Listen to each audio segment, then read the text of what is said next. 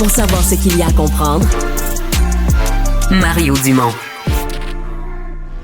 La rencontre Maréchal Dumont. Qu'est-ce que ça va changer dans nos vies? Je t'entends, je te comprends, je me fais l'avocat du diable. Personne ne dit, pensez-vous que ça dénigre pas un peu le métier? Comment on change ça? Arrête de dire que tu vas le faire, puis fais-le.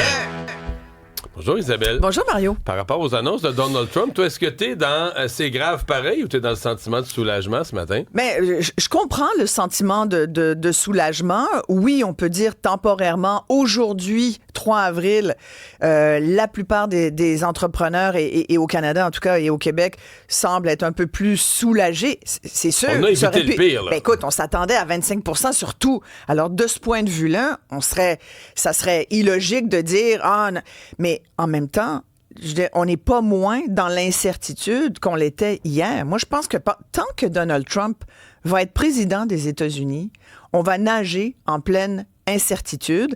Incertitude égale inquiétude. On va pas dormir tranquille pendant toutes ces années. Ce que ça veut dire, c'est que, et puis, de ce point de vue-là, je pense qu'il est bon de rappeler qu'on paye un peu le prix de notre indifférence, insouciance, naïveté, appelle ça comme tu veux. On avait les 2 pieds sur le pouf, on n'a pas allumé, on peut tout... Mais pendant des années, on a accepté que notre économie, je parle au Québec et au Canada, que notre économie dépende complètement de celle des États-Unis, sans penser qu'un jour, ça pourrait changer. Et je pense qu'on a une partie de responsabilité qu'il ne faut pas perdre de vue. Maintenant, on fait quoi? On le dit beaucoup depuis les dernières semaines, puis je pense que, tu sais, quand Trump est arrivé le 20 janvier, là, on le voyait venir avec un 10 roues, là. C'est pas qu'il l'a pas dit. Alors, oui, mais on n'y croyait pas. Même mais on n'y croyait écoute, pas. Isabelle, hier, à 15h55... On se demandait encore... Les marchés financiers américains n'y croyaient pas. Hier, la journée était ouverte, une journée tranquille en bourse, parce que les gens se disaient, il fera pas ça, il va en faire un petit peu, quelques affaires cosmétiques. Mais je comprends pas cette attitude. Je comprends pas ça. Le gars, ça fait des mois qu'il dit. Il l'a dit. La preuve, c'est basons-nous sur son premier mandat comme président. Il a renégocié l'ALENA. Et tout le monde est surpris aujourd'hui qu'il touche pas à la C1. Ben, c'est sûr, il a signé en bas, tu comprends? Fait que il aurait été un peu malvenu et tout le monde y serait tombé sur la rate ce matin pour dire, M. Trump, votre signature vaut combien? Elle veut pas 2 piastres US, même si le taux de change est en ta faveur, tu comprends? Les marchés boursiers, hier, à 15h55, se disait, il sera pas si pire. Puis finalement, là, à 16h05, c'était la panique, puis là, ça vendait, puis tout est en baisse. Puis... Mais là encore, tu sais, les marchés boursiers, 2-3%, c'est pas si pire. Ça aurait pu être la dans débandade bien plus les que grosses ça. compagnies qui font du commerce international sont à 4-5% dans une journée. Là, moi, je pense que ce qu'il faut retenir, c'est que pour nous, il a quand même dit, tu sais, moi, je l'ai regardé avec beaucoup d'intérêt parce que j'attendais le chiffre, tu comprends? Il est dur à écouter, hein? Oh mon Dieu, il est pénible. Tu sais pourquoi? Parce qu'il fait, c'est un espèce... Je me disais, est-ce que c'est comme les preachers américains? Mais finalement, les preachers sont quand même un petit peu plus entertaining. Ils sont quand même un petit peu plus vivants. Lui, il est comme... On dirait qu'il prend des pilules. Là, il est sur le lithium. Là, mais c'est aussi fatigant parce que c'est faux ce qu'il dit. Beaucoup. Ce n'est que des inepties. Ce n'est que des mensonges. Puis je me dis, mais il faut vraiment être gazé là, pour boire ses paroles comme du petit lait. Là. Puis quand je voyais ce pauvre travailleur de l'automobile qui avait dû passer sa vie à visser des boulons, puis à essayer de travailler, puis à boucler les fins de mois, dans une industrie pas facile, qui représentait toute la classe ouvrière américaine, puis qui était complètement, je sais pas s'il avait été payé ou s'il était juste content d'être à côté du président américain. Là. Mais c'était pathétique. Et je me dis... Et j'en reviens toujours à ma théorie, c'est que ce sont les Américains qui vont forcer le réveil de Donald Trump et qui vont faire un peu comme les actionnaires d'Elon Musk lui disent, c'est-à-dire, hey, occupe-toi donc des vraies affaires. Autant les actionnaires d'Elon Musk viennent lui dire, regarde, laisse faire le Doge, reviens gérer Tesla parce que ça s'en va dans le dallo. Là. Nous, on ne tolérera pas ça bien longtemps.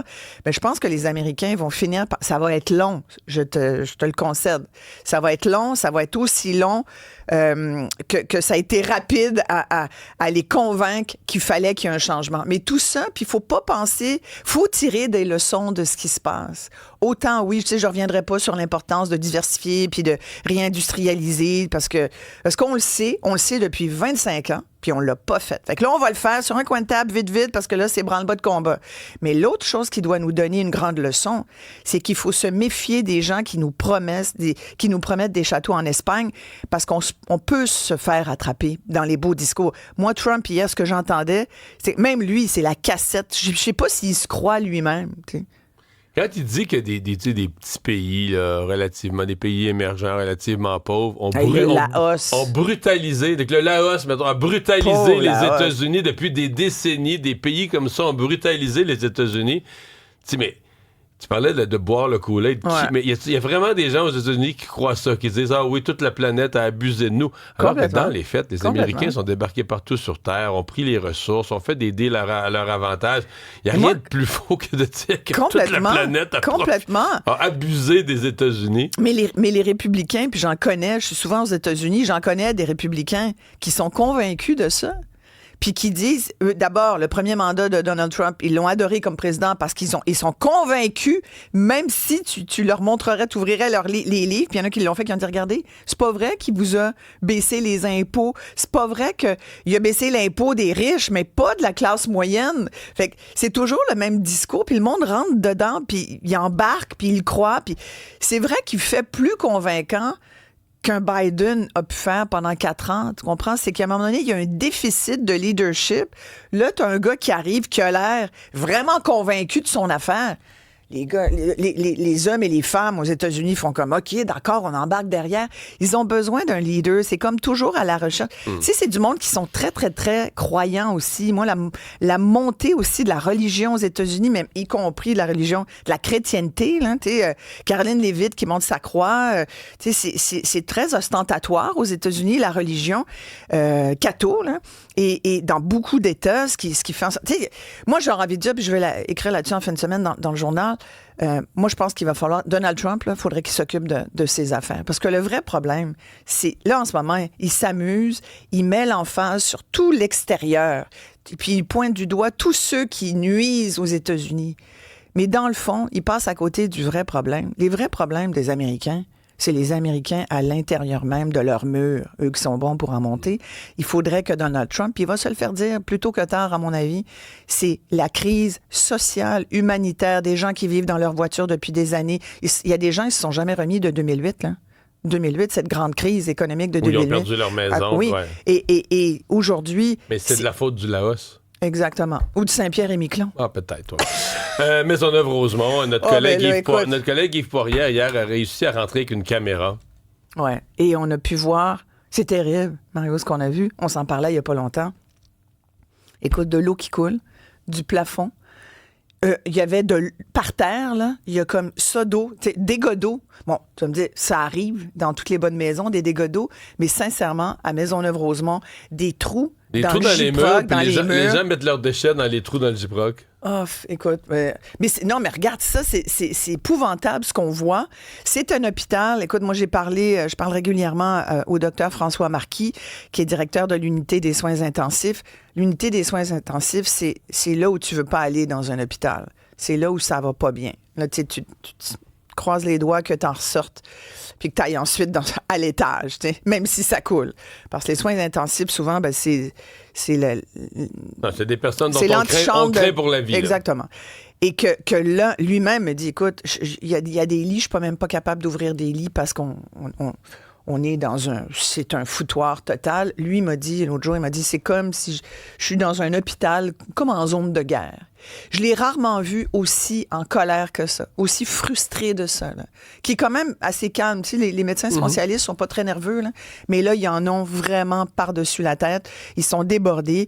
Puis moi, je trouve, où est le respect des patients? Moi, je trouve que le ministre de la Santé prend ça vraiment avec une certaine légèreté. C'est un véritable enjeu. Et moi, je veux savoir quand est-ce qu'on commence les travaux. Lui, à date, c'est comme s'il s'excuse d'avoir annoncé trop vite des travaux qu'il n'est pas prêt à faire. Il faut faire quelque chose. Mais il y a des grosses rumeurs que les travaux sont reportés à Maisonneuve-Rosemont pour maintenir le financement sur d'autres hôpitaux en région. Et c'est toujours l'est de la ville qui paye. Ben c'est ça. Mais Paul Saint-Pierre Plamondon va être devant Maisonneuve-Rosemont un peu plus tard cet avant-midi pour une conférence de presse. Évidemment, lui, il est dans l'est de Montréal, son comté est dans l'est. Mais il faut qu'il y ait quelqu'un qui parle pour les gens de l'est. Puis rappeler aussi qu'il n'y a pas que les gens de l'est qui sont desservis par cet hôpital. Tout à l'heure, dans mon émission, j'invite déjà les gens parce qu'on va faire une tournée là, de tous ceux qui risquent d'être touchés. Une espèce de survol de qui comprend quoi au Québec. Moi, ce qui me surprend aussi, c'est que c'est pas tout le monde qui comprend la même chose. Non. Alors, j'invite les gens à 9h. Des surprises. Oui. Bye.